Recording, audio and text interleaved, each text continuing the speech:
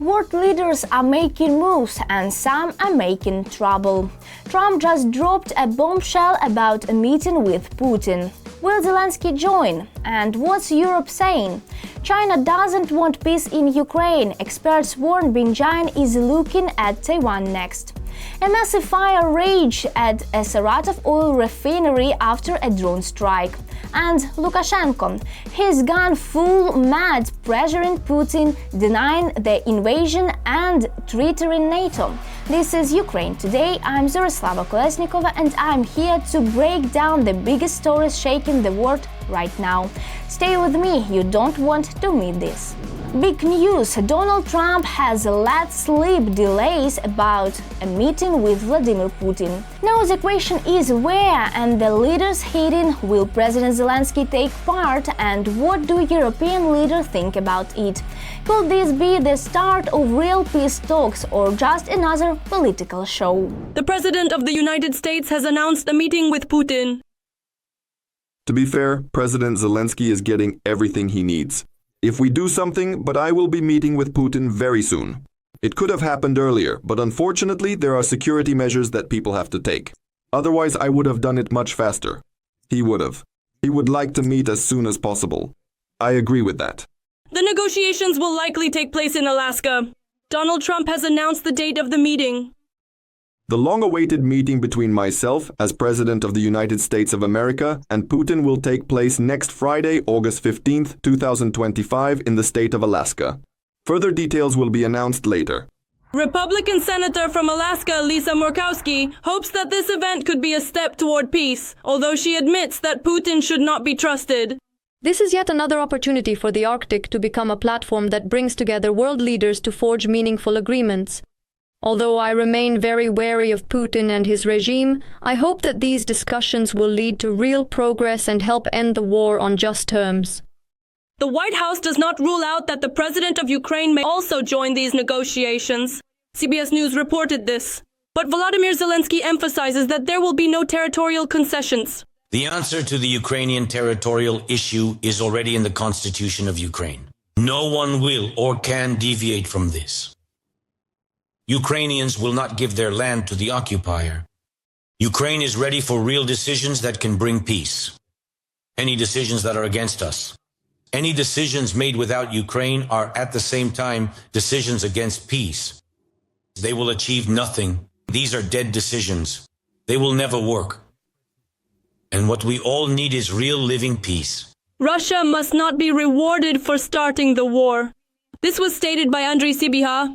The Minister of Foreign Affairs of Ukraine noted that Moscow continues to kill civilians and shows no genuine desire to end the conflict, despite the efforts of the United States and Ukraine's willingness to reach a settlement. Ukrainians deserve a just peace based on international law and respect for our territorial integrity and the borders defined by our constitution. Russia must not be rewarded for starting this war. Despite the tireless efforts of the United States and Ukraine's unwavering readiness to seek a just peace, Russia continues its terror against the civilian population, ignores established deadlines, and shows no genuine interest in ending the war. However, Russia is also not going to abandon its conditions or make any concessions.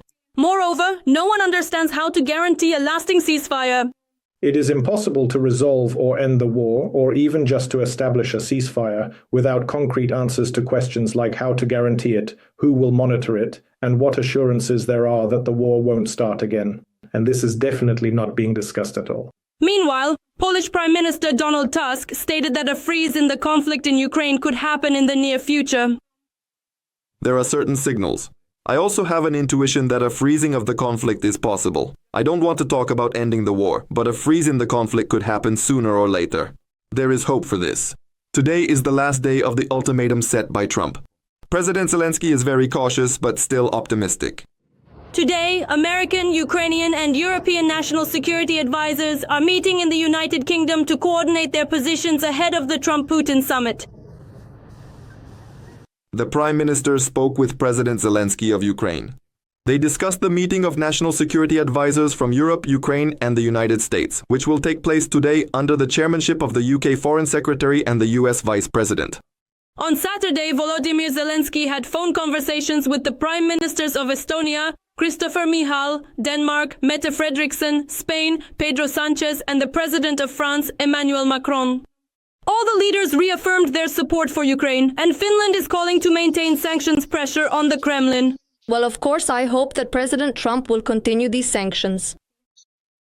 Moscow can calculate for itself when it will run out of money. That hasn't happened yet, of course. Their financial situation is not as good as it was 3 years ago. And of course, their economic situation is even worse, especially in the long term. But so far, this has not forced Putin to end the war.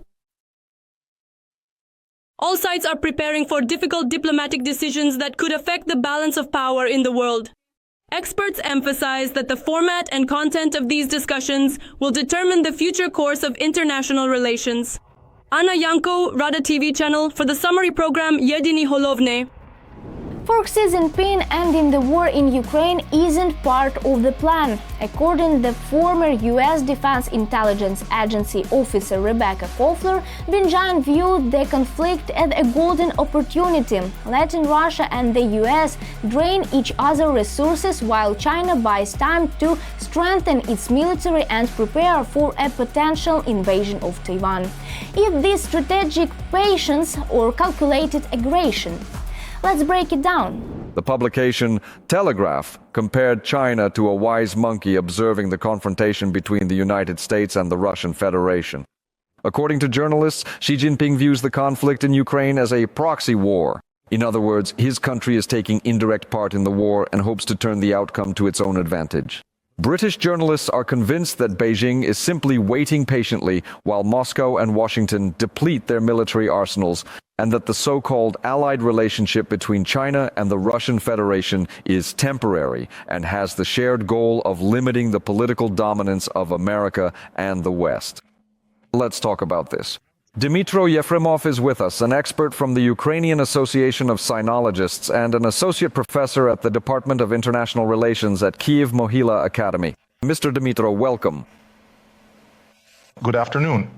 In your opinion, how accurate is the comparison made by the experts at Telegraph, the comparison of China to a monkey and the United States and Russia, as I understand this proverb, to tigers who are fighting each other, while the wise monkey just watches all of this unfold? It's rather banal. The thing is, this comparison has already been circulating in the media for about 2 years, and experts use it quite extensively, relying on classic Chinese wisdom, which actually offers some strategic solutions for situations where the level of uncertainty, the degree of risk, and the level of unpredictability are very high. China has its own well-developed strategic culture in this regard, and although the Chinese publicly deny it, they nevertheless very often rely on recommendations formulated in their classical works, including, for example, the idea that if two of your rivals are in conflict with each other, your strategy should be to wait until their conflict is over, and then on your own terms achieve, let's say, the resolution of the situation. And well, ultimately, if we really crystallize it, in your opinion, China declares its commitment to peace. But on the other hand, people say that China benefits from the continuation of the war is advantageous for China. So who is right? Or is it simply the same thing in your view, Mr. Dmytro? Let's perhaps focus a bit. Let's stick to specifics. You see, when the prospect of a meeting between Putin and Trump appeared on the horizon, China became quite active and, first of all, formulated and published several statements that generally convey the idea that China supports a settlement through political dialogue. And if this does happen, then China will turn out to be right, having called for this all along, namely to resolve the conflict, or, as they put it, the crisis in Ukraine through this very option. On the other hand, Putin has already made a phone call to Beijing and spoke with Xi Jinping quite unexpectedly, rather surprisingly, even though they talked just a few weeks ago and are planning another conversation at the end of August, right? And all this means that the Russians are actively coordinating with Beijing, with the Chinese side, and are implementing this strategy, as they have formulated it, of strategic coordination on acute international issues, the most pressing of which for Russia, of course, remains the war in Ukraine. And the fact that they talked means that the Russian leader explained his position, let's say, synchronized watches with the Chinese side, and would like to reduce perhaps the degree of uncertainty and ambiguity that could potentially arise around this meeting. That is to somewhat reassure the Chinese and explain his position. And obviously, since he did this, it means the Russians had a clear need for it. And most likely the Chinese side reproached the Russians precisely for not informing and communicating well with China about their intentions.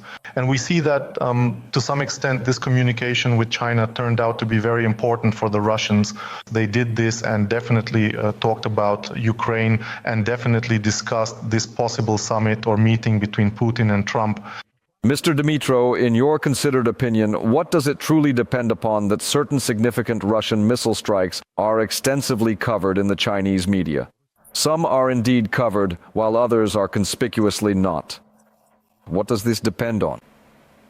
You know, we haven't truly caught the precise logic behind it. We've diligently tried to track its patterns, but it all seems absolutely and entirely spontaneous, and there's a real and significant lack of comprehensive information to actually compare it with anything else.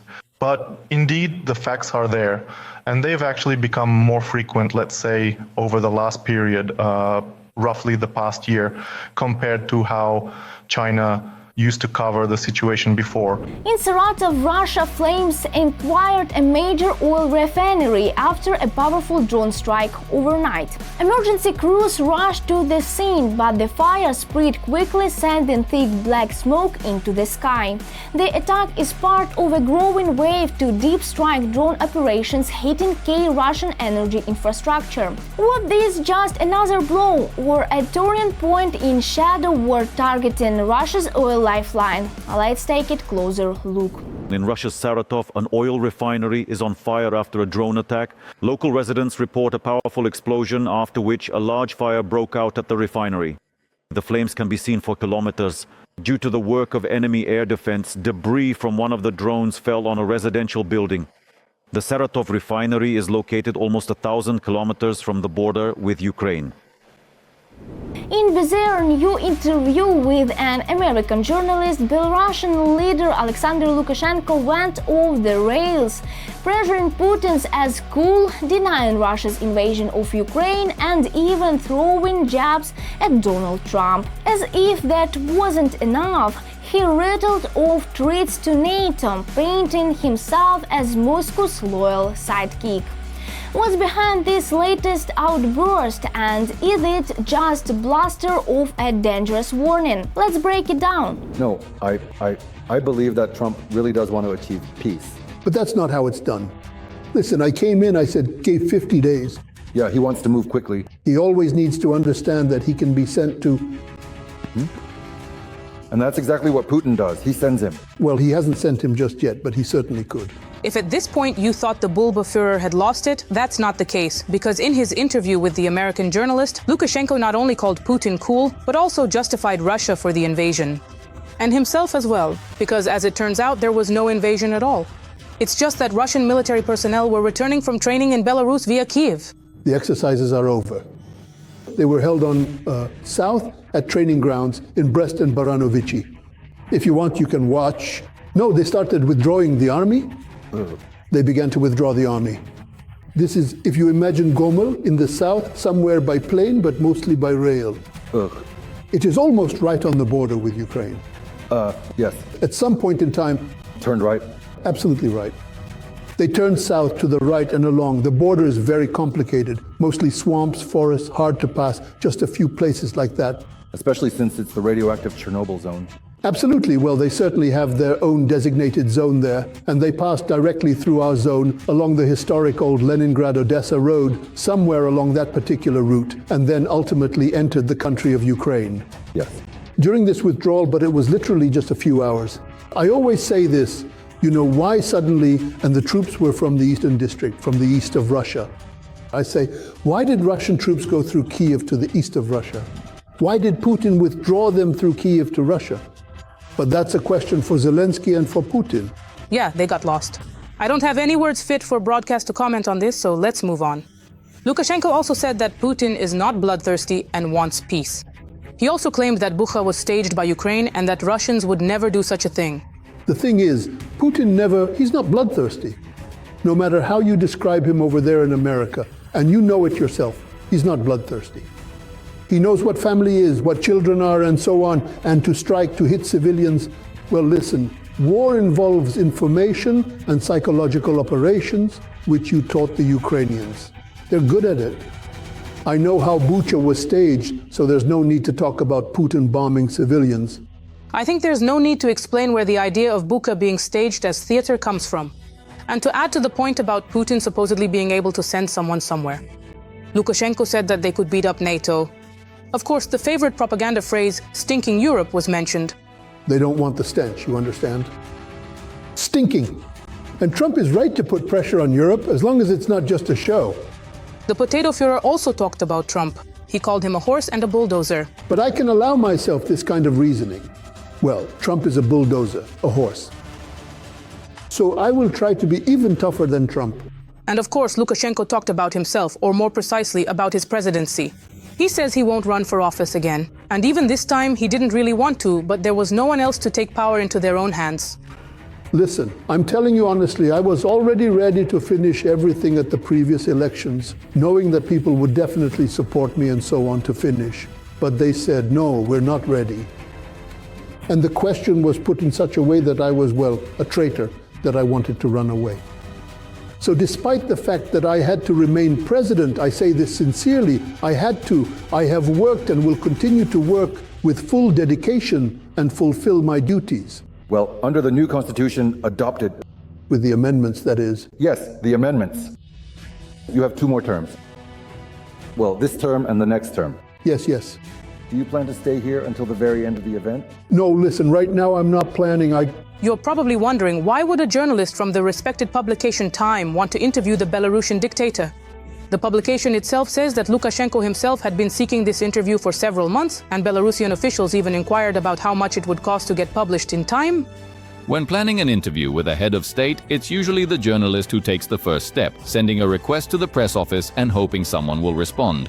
From time to time, when the president really wants to talk, the invitation can go the other way. But rarely have such proposals been as persistent as the ones I received this spring from the allies of Alexander Lukashenko, the dictator of Belarus. That's all for today on Ukraine Today. If you want to keep these stories coming and help us bring you the truth faster than propaganda spreads, hit that like button, share this video and leave your thoughts in a comment. Consider supporting our work through sponsorship. Every contribution helps us keep Ukrainian voice strong. Stay strong, stay informed and stay with Ukraine.